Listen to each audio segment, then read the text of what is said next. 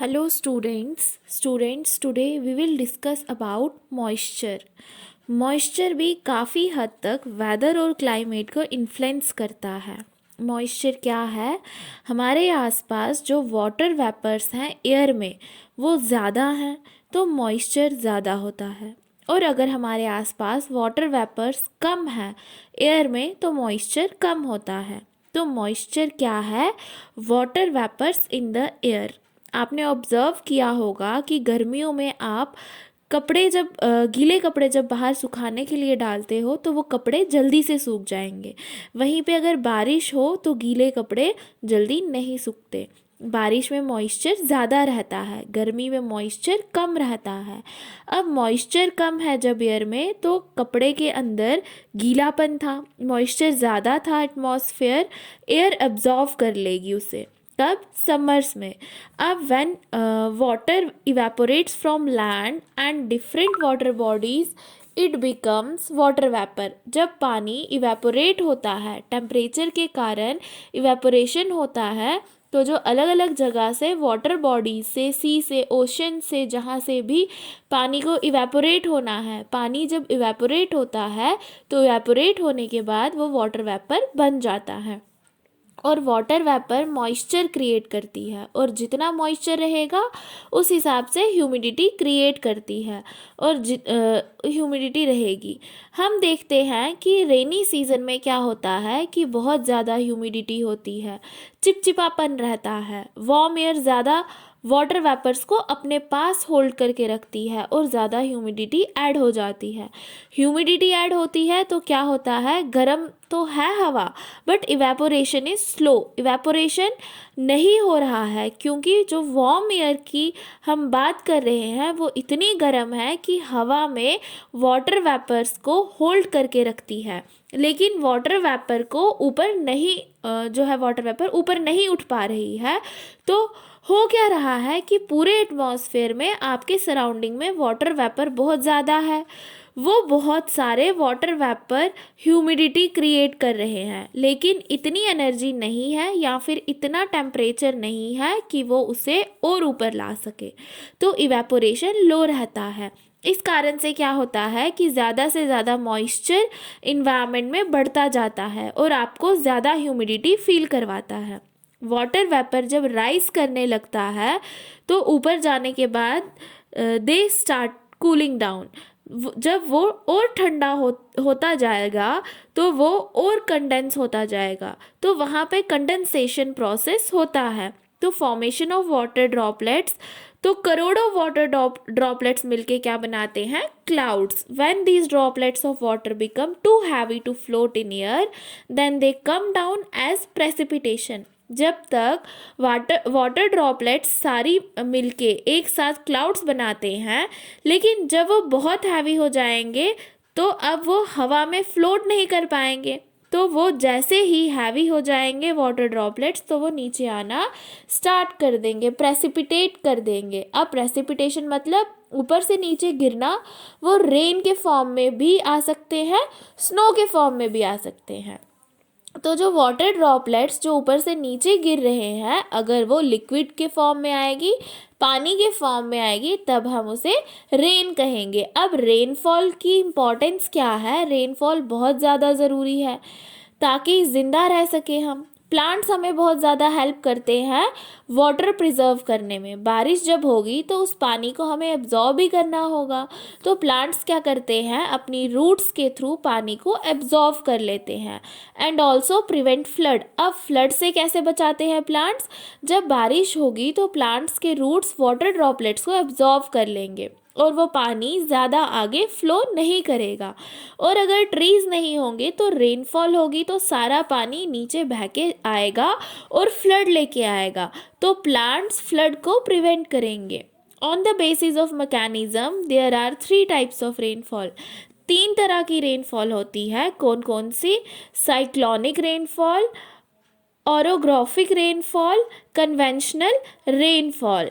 Cyclonic rainfall क्या है? जो रेनफॉल साइक्लोन के कारण होती है। कोल्ड एयर और वार्म एयर दोनों जब मिल जाती हैं, वार्म एयर कॉन्टिन्यूसली ऊपर की तरफ एयर मासेस को ले जाती हैं, उन एयर मासेस में मॉइस्चर रहता है, और ये कोल्ड एयर जो कॉन्टिन्यूसली आती है ये विंड्स लेके आती है, साथ में मॉइस्चर आ रहा है। एक समय पे जब वो कंडेंस हो जाता है, जब क्लाउड फॉर्मेशन हो जाता है, हैवी हो जाता है ड्रॉपलेट्स, तो फिर वो पानी के फॉर्म में नीचे आ जाते हैं। इस तरह की बारिश को साइक्लोनिक रेनफॉल कहते हैं। सेकंड है ऑरोग्राफिक रेनफॉल, या इसे रिलीफ भी रेनफॉल भी कहा जाता है।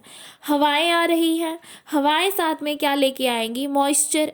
अब उसे मॉइस्चर वाली एयर को पहाड़ चढ़ना होगा, मीन्स उसे ऊपर की तरफ जाना होगा। अब जब उसे ऊपर की तरफ जाना होगा तो उसे ऊपर की तरफ जाने के लिए क्या लगेगा? एनर्जी। तो उस एनर्जी के चलते वाटर वेपर्स जो हैं, जो मॉइस्चर है, वो कंडेंस होने लगता है और ऊपर टेम्परेचर कम होने लगेगा। तो धीरे धीरे वाटर वेपर्स वाटर ड्रॉपलेट्स में कन्वर्ट होने लगेंगे और फिर बारिश हो जाएगी। तो रेनफॉल जो रिलीफ फीचर के कारण होती है वो हुई ऑरोग्राफिक रेनफॉल। उसके बाद थर्ड है कन्वेंशनल रेनफॉल। जो रेनफॉल हमें यूजुअली देखने को मिलती है, जो नॉर्मली होती है कि ओशन से पानी ऊपर जाएगा, ऊपर इवेपोरेट होगा, फिर वो वाटर वेपर वाटर ड्रॉपलेट्स बनेंगे और फिर बारिश होगी। तो ये हुआ कन्वेंशनल रेनफॉल। उसके बाद हम पढ़ेंगे साइक्लोन नेचर्स फरी। अब हम एक केस स्टडी पढ़ेंगे। उड़ीसा में जो साइक्लोन आया था उसका क्या इम्पैक्ट हुआ, कैसे आया। नेचर्स फरी मतलब प्रकृति का आक्रोश।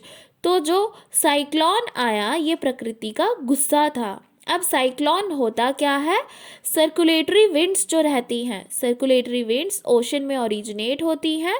ओशन में ओरिजिनेट होने के बाद ये टकराते हैं लैंड पे, ज़मीन पे। जब ये आ जाती हैं विंड्स तो वो रेनफॉल, और रेनफॉल के बाद डिस्ट्रक्शन क्रिएट करती हैं। विंड्स हमेशा हाई प्रेशर से लो प्रेशर की तरफ चलेंगी। तो ओशन पे जब लो प्रेशर कंडीशन होती है और रिलेटिविटी रहती है, अगर समुद्र जल्दी गर्म हो गया तो लैंड ठंडा रहेगा। तो जब लैंड रिलेटिवली ठंडा है तो ये जो लैंड मास है यहाँ तीन तरफ से हाई प्रेशर बना हुआ होगा। तो साइक्लोन के फॉर्मेशन के लिए पहली कंडीशन जो रिक्वायर्ड रहती है वो क्या है कि एक वाटर बॉडी होनी चाहिए, और वो वाटर बॉडी तीन तरफ से लैंड मास से घिरी हुई होनी चाहिए। तो अगर आप देखोगे तो वहाँ क्या है, तीन तरफ से ज़मीन होनी चाहिए। अब समुद्र में अगर लो प्रेशर है और लैंड पे हाई प्रेशर है तो विंड्स हाई प्रेशर से लो प्रेशर की तरफ चलेगी, सारी विंड्स आपस में कन्वर्ज होंगी, सारी विंड्स आपस में आके मिलेंगी। अब लो प्रेशर के चलते विंड्स वहाँ पे किस तरह से रिएक्ट करेंगी? इवेपोरेशन होगा। तो वो इवेपोरेशन कन्वेंशनल करंट्स विंड्स को ऊपर उठाएंगे। तो लो प्रेशर एरिया से विंड्स हमेशा ऊपर जाएंगी। अब कॉन्टिन्यूसली विंड्स तीन तरफ से आ रही हैं एक जगह पे, और वहाँ लो प्रेशर होने के कारण विंड्स ऊपर की तरफ जाएंगी। तो विंड्स वहाँ पे एक सर्कुलेटरी पाथ ले लेती हैं और बहुत तेज़ स्पीड से विंड्स चलने लगती हैं।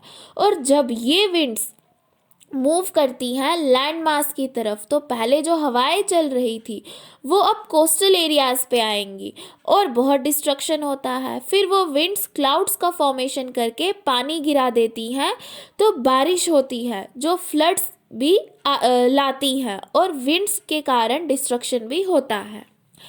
अब जो बे ऑफ बंगाल में साइक्लोन ओरिजिनेट होता है उन्हें उड़ीसा और आंध्र प्रदेश इन कोस्टल एरिया पे ही क्या करना है, डिस्ट्रक्शन करना तय है। तो 1999 में ऐसा ही कुछ हुआ। एक सुपर साइक्लोन मतलब बहुत बड़ा साइक्लोन आया 29 अक्टूबर 1919 को उड़ीसा में। तो वहाँ बहुत ज़्यादा डिस्ट्रक्शन हुआ। The damages caused were due to 3 factors: wind velocity, rain and tidal surge. Wind velocity मतलब हवाएं तेज चलने लगती है, बारिश होती है, फ्लड्स आते हैं, और टाइडल सर्ज क्या है, समुद्र का पानी ऊपर उठने लगता है, तो इसके कारण पूरे कोस्टल एरिया में पानी घुस जाता है और वो पानी डिस्ट्रक्शन करता है। तो सुबह के 10:30 बजे के आसपास साइक्लोन टकराया, किस एरिया को हिट किया? हिट बिटवीन इरास्मा एंड बालीकुंडा इन ओडिशा। और जिस समय टकराया उस समय पे अंधेरा छाया हुआ था, ऐसा लग रहा था कि शाम का समय है। तो क्या डिस्ट्रक्शन हुआ उड़ीसा में? बहुत सारे जानवरों की डेथ हुई, जो क्रॉप्स थी जैसे पैडी, वेजिटेबल्स थे, फ्रूट्स थे, सब नष्ट हो गए। और जब समुद्र का पानी बढ़ा तो वो लोगों के जो खेत थे, खेतों में जाएगा, पानी खेतों में जाके वापस निकल जाएगा, लेकिन वो अपने साथ जो सॉल्ट लेके गया था, समुद्र के पानी में सॉल्ट होता है, तो वो सॉल्ट वहीं रह जाएगा। तो उसके कारण एग्रीकल्चरल लैंड इनफर्टाइल हो जाएगी। जो प्लांटेशन ट्रीज थे, जो पेड़ लगा के रखे थे, वो सब डूब जाएंगे। और जो मैंग्रोव फॉरेस्ट थे between Paradip and Konark, they vanished. Mangrove forest क्या होते हैं? कोस्टल एरियाज पे कुछ पेड़ होते हैं, ओशन और कोस्टल लाइन दोनों के बीच में।